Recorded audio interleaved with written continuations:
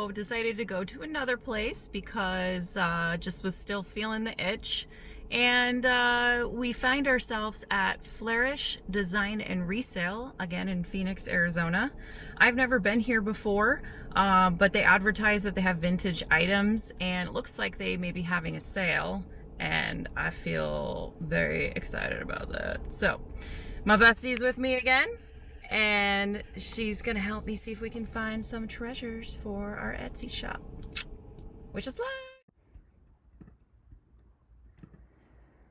All right, guys, here we go. So the first thing that I noticed when I walked in was this green, beautiful candle holder.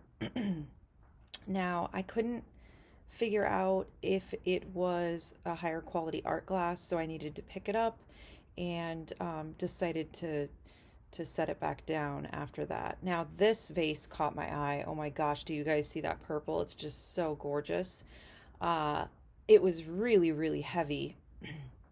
And so that gave me a little more confidence. But then when I looked up close, I could see these specks, these like speckled parts of the glass, which indicated to me that it was probably flash and probably not art glass. So even though I loved the color, I did go ahead and put it back. And then we have this stunning wall clock. Now, I couldn't tell if it was a vintage Westminster wall clock or Howard Miller Lewis wall clock, but it was stunning, absolutely stunning.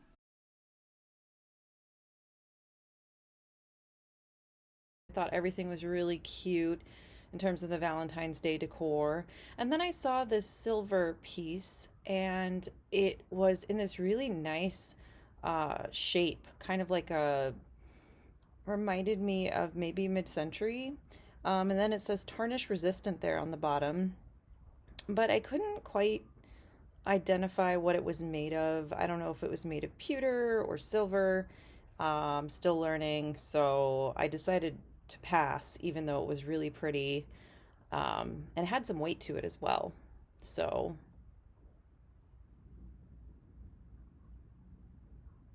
noticed some glassware here, and this china set was really stunning. So much detail. And then I saw this little vase in here, and I thought I need to check this out, inspect it a little further, because I do like the shape of it, but I just really couldn't identify where it may have come from. And so for that reason, I left it behind for someone else.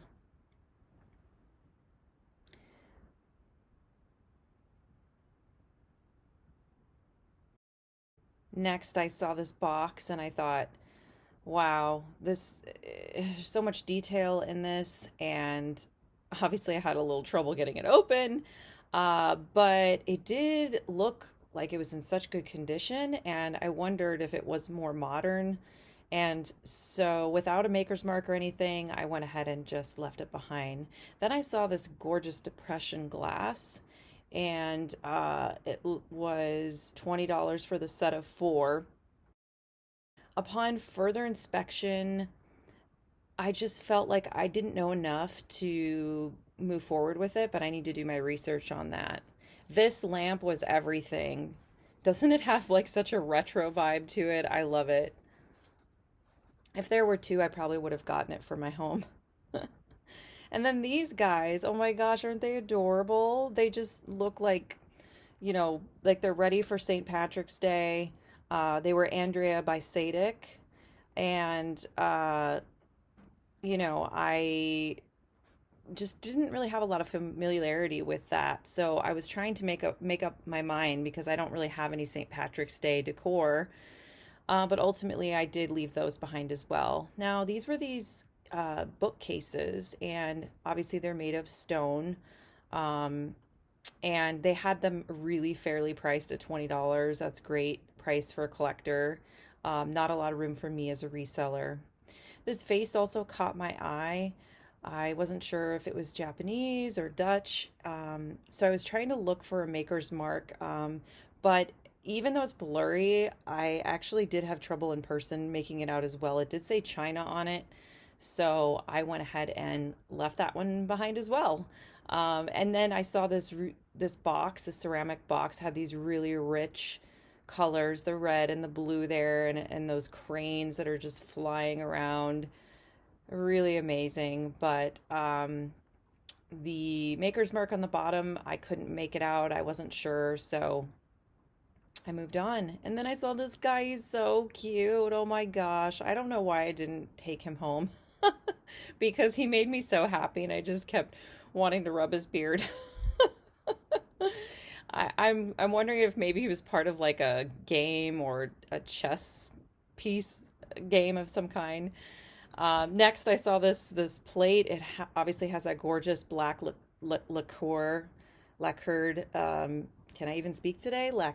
Lacquered finish on it, and it was hand painted, but it did have some wear, and so I didn't want to risk that. And then this cherub, it was so cute, just looking at me, hanging out. No markings, so wasn't quite sure. And then I saw this, and guys, I still don't know what this is. I wondered if it was maybe like a pin cushion of some kind. If you know, please leave me a comment. I have no idea what that is. But it was really interesting, especially with all those little bits that are dangling there that are wooden and have some threading on them. I'm guessing it has to do with sewing somehow. Then I moved on and saw this silver-esque vase, and it did have something on the bottom that said it was pewter. And I just wasn't sure if it was something that would sell, to be quite honest, so I left it there. These little Dutch shoes were so sweet, so darling. And this guy was really interesting. Looked like a Native American piece of some kind, but I was trying to figure out the feathers. Like, somehow that bead and feather thing was attached to this little mini vase, and I couldn't figure it out. So um, thought these shoes were really cute. Loved the detail and the weaving. Uh, and then had to check this little trinket box out.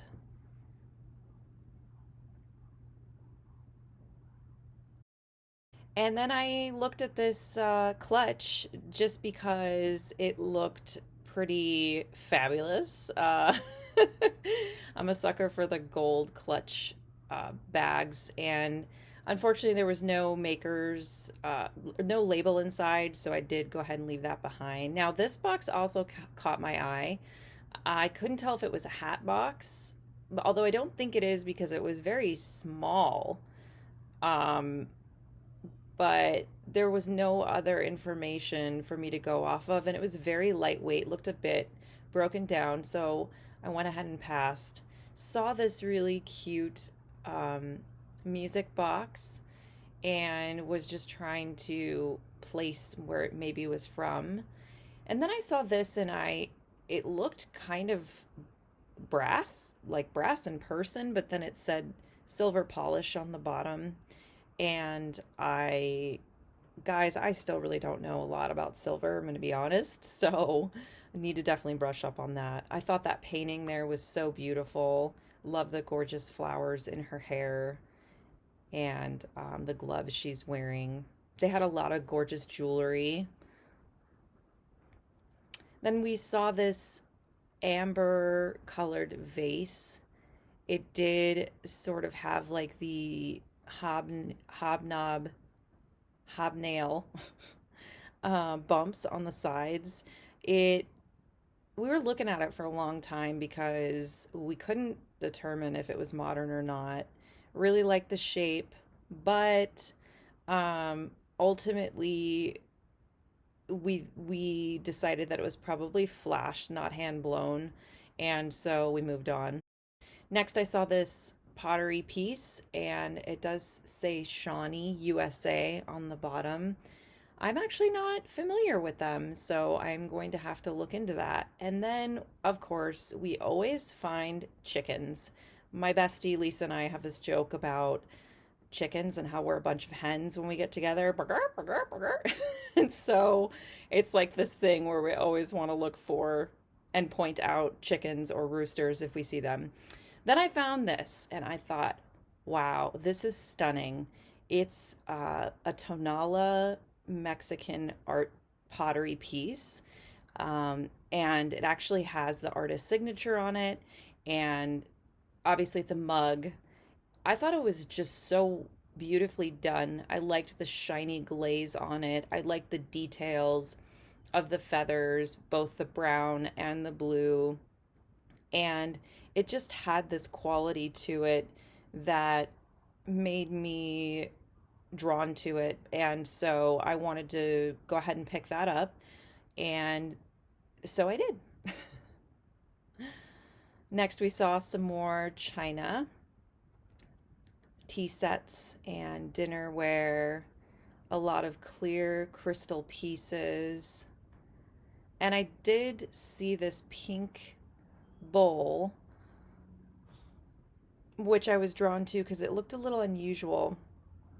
But I couldn't tell if the little ends that you see where you hold the handles at the ends, if those were also pink or if they were clear as well, like if they were clear. And that kind of made me a bit unsure as to the age of this piece. Um, and though it was only $8, I did leave that behind, and I'm regretting it a little bit if I'm totally honest. Um, but next we saw this little porcelain figurine, and there was no marking on the bottom, so I moved on after checking out these little mugs that were modern.